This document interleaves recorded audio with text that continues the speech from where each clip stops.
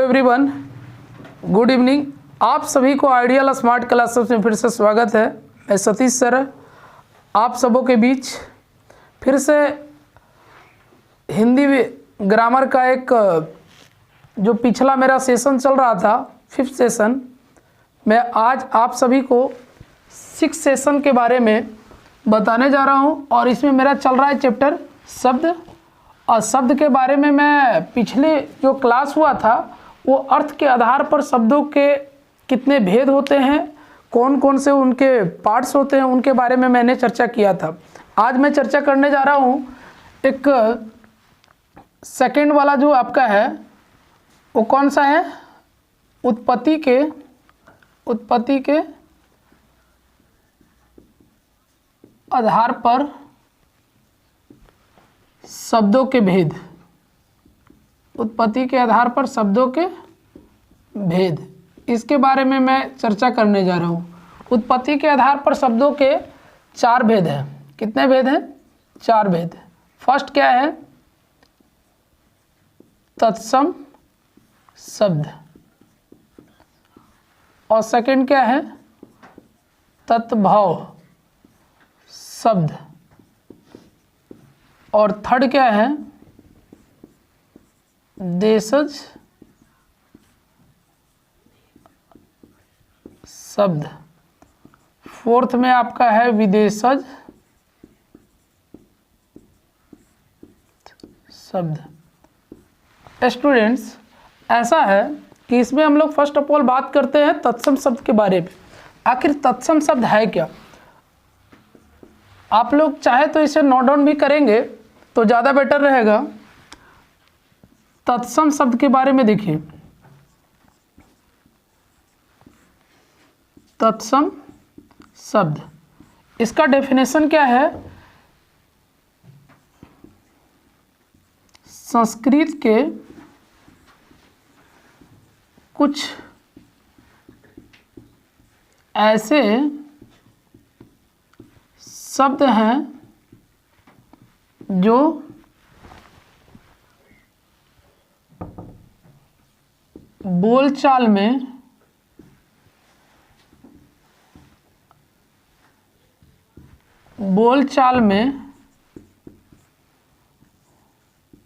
हिंदी में प्रयुक्त होते हैं, कॉमा तत्सम शब्द कहलाते हैं। मतलब क्या है कि हम लोग जो बोलचाल है उसमें हम लोग, हालांकि क्या है आज के डेट में ज़्यादा तत्भव शब्द का यूज होने लगा है, लेकिन क्या है कि उसमें बातचीत के दौरान में हम लोग क्या करते हैं कि कुछ ऐसा शब्द है जो संस्कृत का शब्द है उसको हिंदी में प्रयोग करते हैं, जिसको हम लोग क्या बोलते हैं? तत्सम बोलते हैं। जैसे एक एग्जाम्पल के थ्रू आपको क्लियर करना चाहेंगे, जैसे पुस्तक। अब पुस्तक को हम लोग क्या बोलते हैं? किताब। अब वो पुस्तक क्या है? संस्कृत शब्द है, लेकिन हम लोग हिंदी में इसका प्रयोग कर देते हैं। कभी कभी क्या होता है कि विद्यालय, ऐसा। अब ये विद्यालय क्या है? सॉरी, ऐसा करें इसको हम लोग, विद्यालय को पाठशाला। अब ये पाठशाला आपको लिखा दिखेगा, किताब में भी इसका प्रयोग होता है। ये पाठशाला क्या है? विद्यालय को हम लोग पाठशाला बोलते हैं। ये संस्कृत शब्द है, लेकिन इसका उच्चारण या प्रयोग हम लोग कहाँ कर रहे हैं? हिंदी में कर रहे हैं।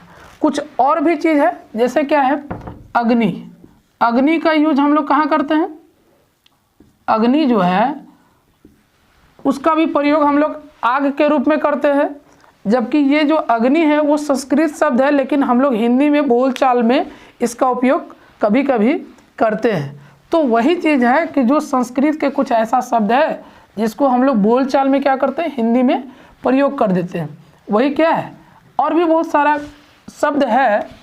अब क्या है कि हम लोग मेन रूप से जानने जा रहे हैं क्या? तद्भव के बारे में। अब तद्भव के बारे में देखिए क्या है। इसमें क्या है आपका कि तत्सम का के बिगड़े हुए रूप को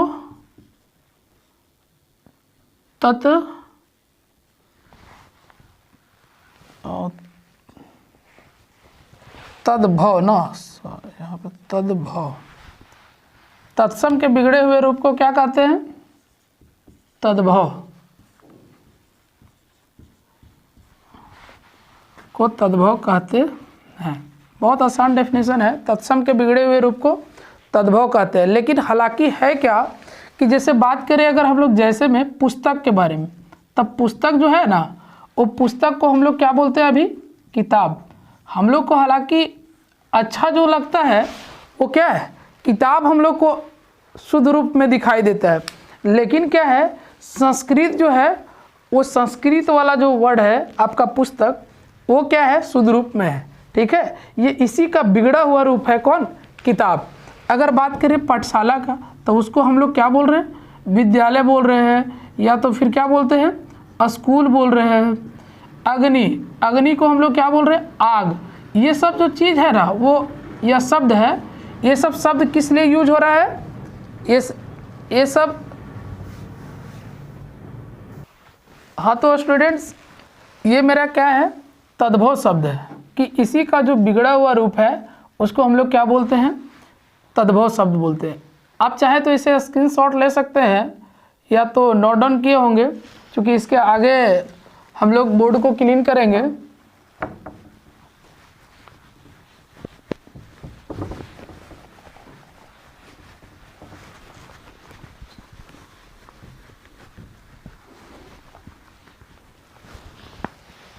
अब हम लोग देखने जा रहे हैं किसके बारे में?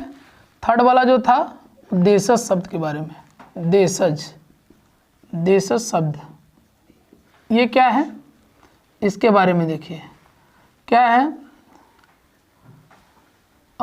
ऐसा है, इसमें लैंग्वेज जोड़ देते हैं। हमारे देश के बोल चाल में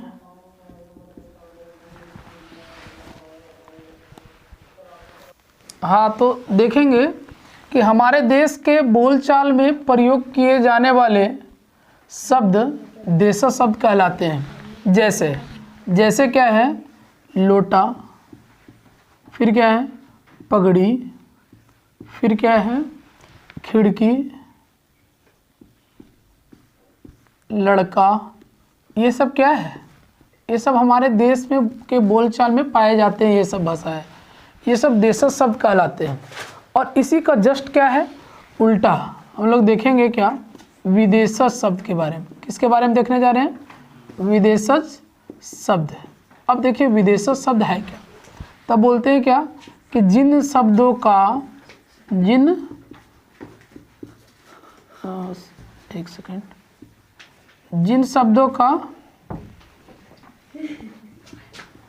जिन शब्दों का जन्म विदेश में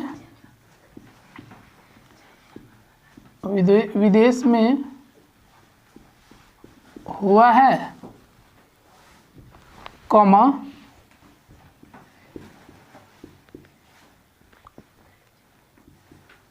विदेशज शब्द कहलाते हैं। जैसे अब कौन कौन सा ऐसा शब्द है? जैसे हॉस्पिटल जो है ना, ये क्या है? ये सब विदेशज शब्द है। लेकिन हम लोग क्या करने लगे हैं?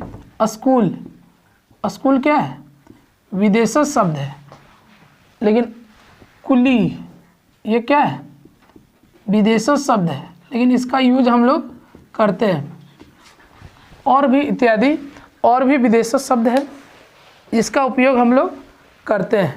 अब हम लोग देखेंगे किसके? अभी हम लोग देख रहे थे उत्पत्ति के आधार पर शब्दों के भेद के बारे में। अब हम लोग देखेंगे क्या? नेक्स्ट पॉइंट जो है आपका रचना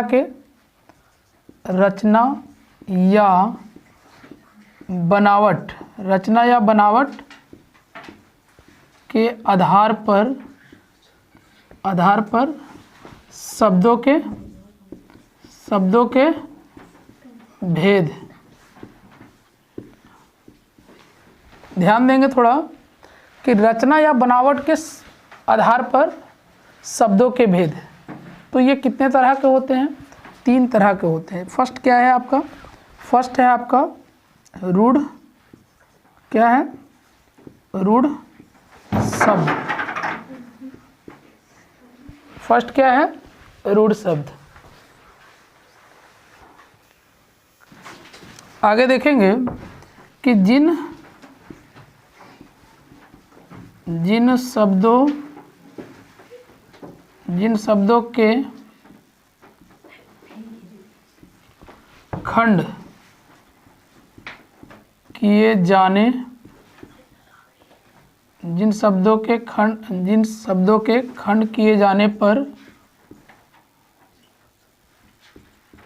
उसका कोई अर्थ ना निकले, कॉमा रूढ़ शब्द कहलाते हैं। जैसे मतलब समझे? मतलब क्या है कि जिन शब्दों के खंड किए जाने पर उसका कोई अर्थ ना निकले उसको हम लोग रूढ़ शब्द कहते हैं। जैसे रात। अब देखिए इसमें क्या है कि अगर आप ऐसा करें कि रा को अलग करें और ता, तो क्या इसका कोई मीनिंग निकलेगा, कोई अर्थ निकलेगा? नहीं। फिर क्या है हम लोग कि दल, या तो बोले क्या कम, तो क्या का और माँ को अलग करेंगे तो कुछ अर्थ निकलेगा? नहीं निकल सकता। इसको खंड करने पर इसका कोई अर्थ नहीं निकलेगा। अब हम लोग नेक्स्ट देखने जा रहे हैं सेकंड पॉइंट। अब चाहे तो इसको एक बार स्क्रीनशॉट लें। नेक्स्ट क्या है? अगला आपका है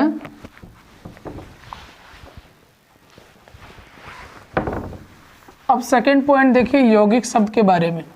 इसमें क्या कहता है कि ऐसे शब्द जो दूसरे शब्दों के मेल से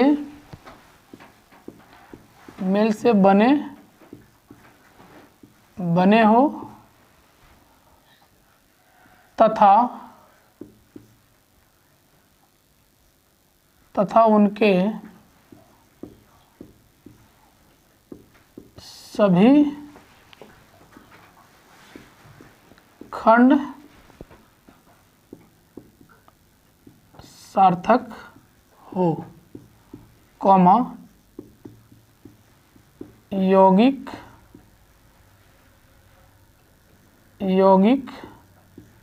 शब्द कहलाते हैं। कहने का मतलब यह हुआ कि ऐसे शब्द जो दूसरे शब्दों के मेल से बने हो और उसका सभी खंड जो है वो सार्थक हो। एग्जाम्पल जैसे आत्म कथा। अगर आप इसका देखें तो खंड करें इसको तो ऐसा हो जाएगा, अगर अलग अलग करें तो यहाँ पे करके दिखाते हैं आपको। आत्म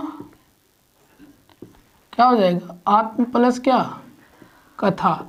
और दोनों का अर्थ अलग अलग है और उसका सभी खंड जो है अलग अलग है और इसका कुछ ना कुछ मीनिंग होता है। समझ पा रहे हैं? इसी प्रकार रसोई घर में भी आप देखेंगे तो क्या है? रसोई प्लस क्या? घर। इसका जो दो हम लोग खंड किए हैं इसका दोनों खंड का कुछ ना कुछ अर्थ होता है। रसोई और घर तो आप जान ही रहे हैं। इसी प्रकार इसमें आत्म फिर कथा, ये तो जान ही रहे।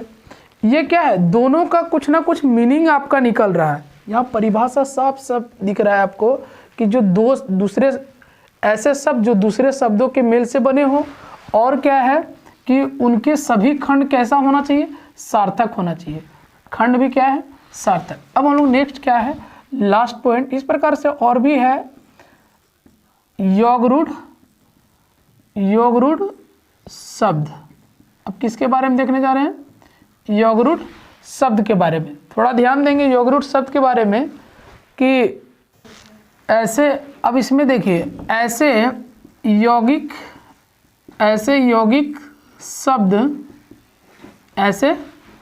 शब्द जो साधारण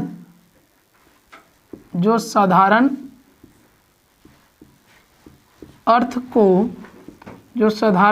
को छोड़कर विशेष अर्थ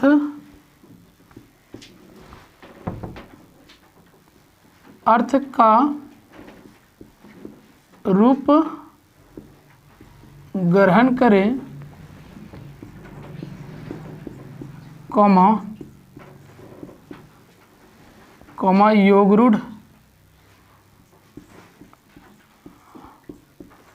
योगरूढ़ शब्द कहलाते हैं। जैसे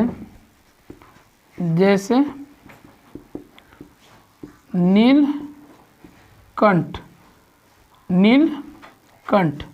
अब इसमें आप क्या देखेंगे कि यौगिक शब्द है कि नहीं? नील है, कंठ है, यौगिक शब्द है ना। यहाँ क्या लिखा है डेफिनेशन? ऐसे यौगिक शब्द जो साधारण अर्थ को छोड़कर विशेष अर्थ का रूप ग्रहण करे योगरूढ़ शब्द कहलाते हैं। इसमें आप क्या देख रहे हैं? नील प्लस कंठ, नीलकंठ। और नीलकंठ किसको बोला जाता है? एक विशेष अर्थ क्या ले लेता है ये? शंकर का लेता है ना। फिर क्या है? एक इसी प्रकार से आता है दशानन। तो ये भी क्या हुआ? 10 और आनंद मतलब होता है क्या कि उसके जो सर हो, ठीक है। तो उसको हम लोग क्या बोलते हैं उसको? रावण को क्या बोला गया है? दशानन, ठीक है। और फिर क्या है कि इसी प्रकार अगर हम लोग लें किसको? हिमालय को, हिमालय। अब हिमालय क्या है?